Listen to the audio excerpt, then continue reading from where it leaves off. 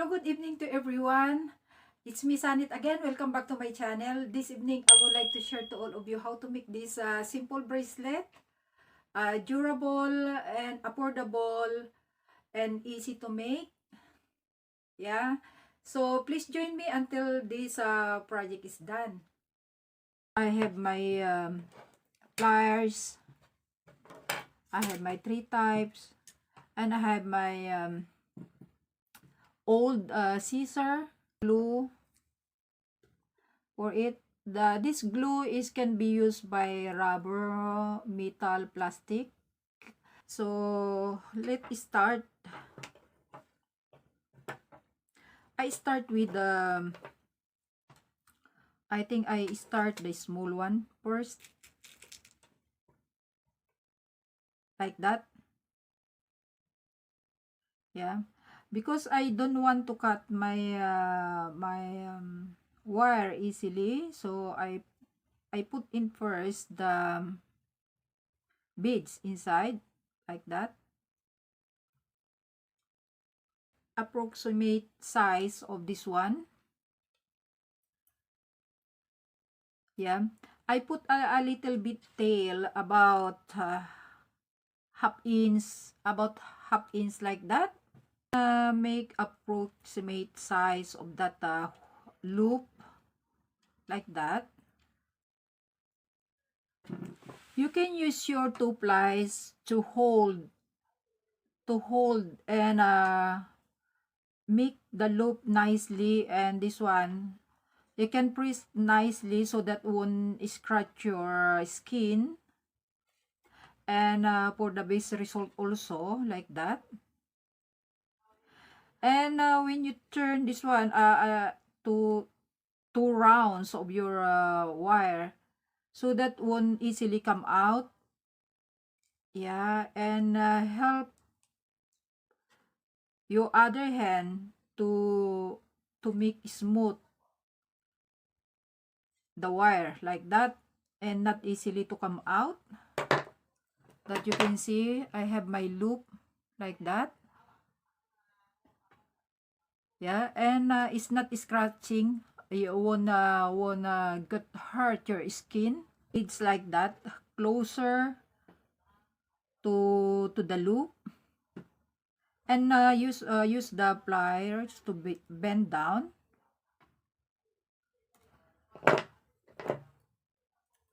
Bend down like that.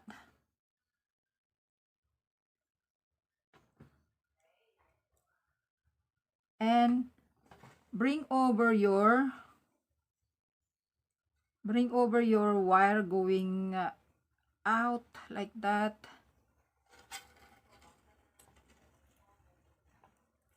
Make the loop nicely, like that, by using your thumb and your pointed fingers to hold it tightly. Once you get a loop like that, you turn this wire going 2 more round or 1 round, so that is more durable, won't easily come out the beads, and not easily to tear off your work. So that one is our. Now we can press that loop by using your another pliers, and bend again, cut with your scissor, like that, and turn nicely. We press nicely this one by using our of our other plies to fix that one. Use the very tip of your plies and press it down. Make sure that the things won't scratch you, so you press nicely, like that. That you can see the beads is perfectly how we connected our beads and together, like that.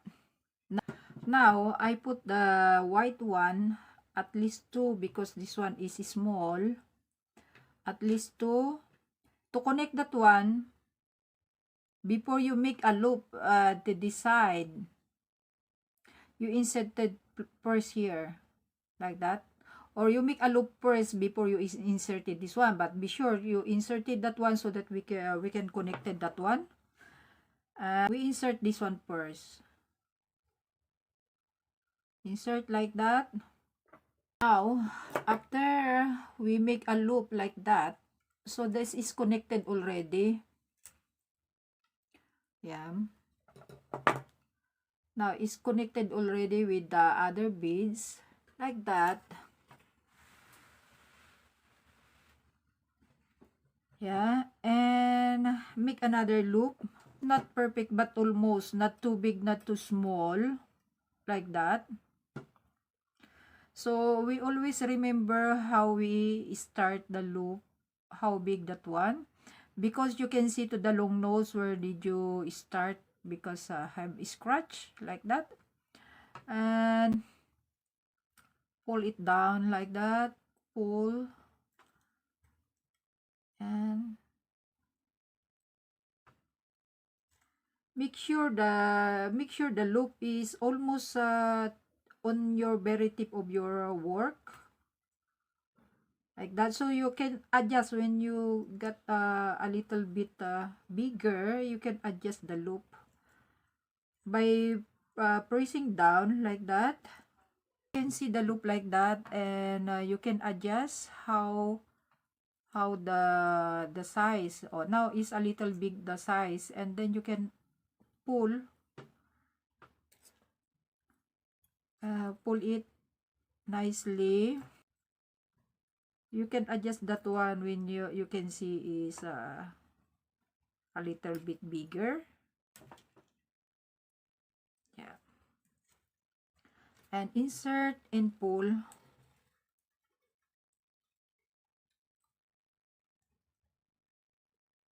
like that.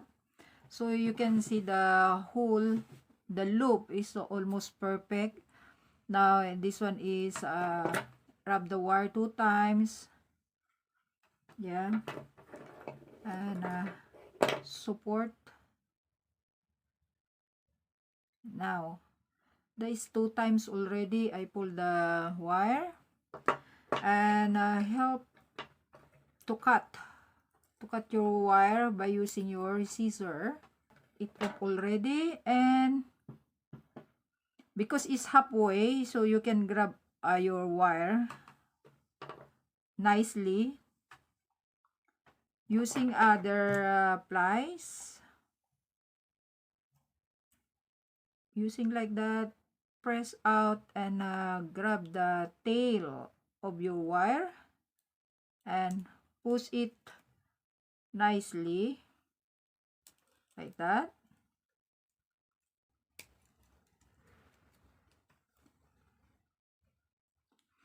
Now become like that, is connected already, and continue until the designated size of your bracelet.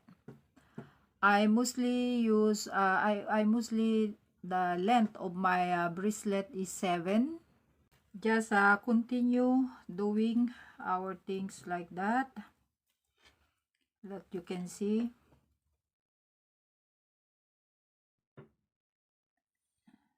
Now is a little bit longer already, and we continue until that one the size is might be 7 inches like that. So let's continue making.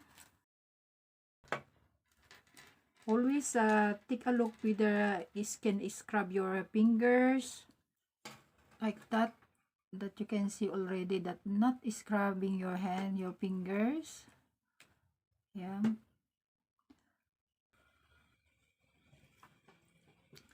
now you can see is seated nicely like that. Wait, I closer my camera.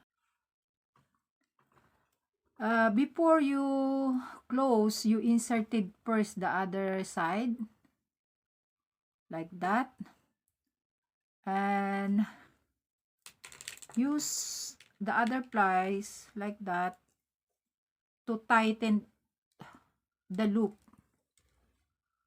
Yeah, to tighten. Yeah, helping together like that. Let's continue until our project is done. We just put the locker of your, you can connect it like that.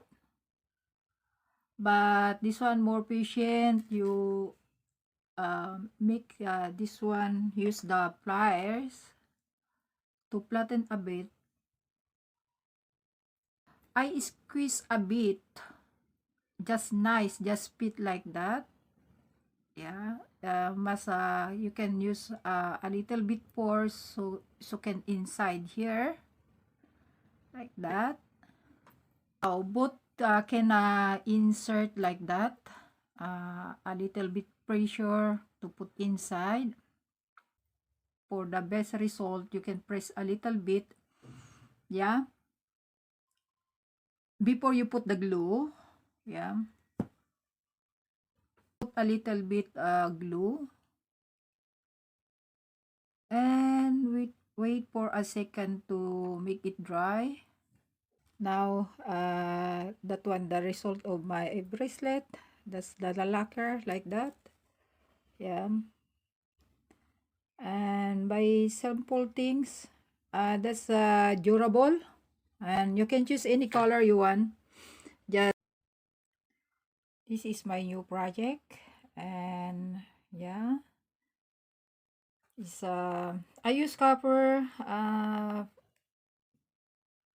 beads or onyx, and yeah, that's my project today, and hope you enjoy. And if you have any other question, please write down below. I answer as I can.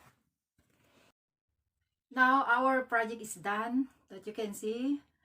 Why I share this one to all of you, because I would like become memorable when you are giving gift to someone else. Giving gift to someone else is not counting by the amount, but how you give a gift to someone else is coming from your heart, that they can you can show to them how you make your special project for them. Yeah, to show your care and your effort and love. So this one is a nice gift, and not too expensive, but you can make it durable, you can make beautiful, and you can choose any color you want as long you have your materials. Yeah, I just use white and red color. Yeah, so if you have any comment regarding about this one, please comment down below, and to my next video. Good evening to everyone.